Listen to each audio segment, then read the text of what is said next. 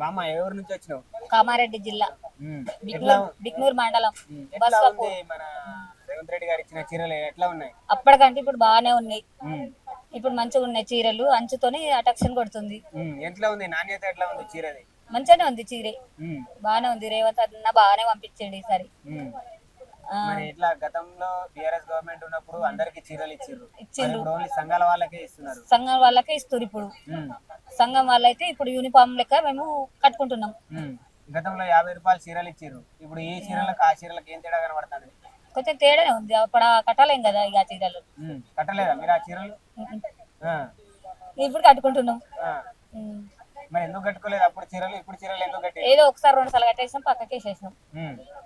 మరి ఎట్లా ఎట్లా ఉంది రేవంత్ రెడ్డి గారు మీ మీద చూపిస్తున్న అభిమానం ఎట్లా అనిపిస్తుంది? అదే మహిళలకే అంటుండు కదా రేవంత్ రెడ్డి మమ్మల్ని కోరుకుంటుండు కాబట్టి మేము కూడా ఆయనను ముందుకే ఇస్తాం. ముందు ముందు ఎలా సపోర్ట్ చేయబోతారు రేవంత్ రెడ్డికి? మహిళలని అంటుండు కదా, సపోర్ట్ చేస్తాం. మీకు ఈ చీరలు ఇచ్చిన సందర్భంగా మీ మహిళా సంఘాలకు ఇట్లా చేస్తున్నారు కదా, ఈ సందర్భంగా ఏం చెప్పదలుచుకున్నారు రేవంత్ రెడ్డి గారికి? థ్యాంక్స్ చెప్తాం. ఇంకేమైనా చెప్పదలుచుకున్నారా? ఇంకేంది అదే ఆయనకు సపోర్ట్ ఇస్తాం మేము మహిళలం అందరం.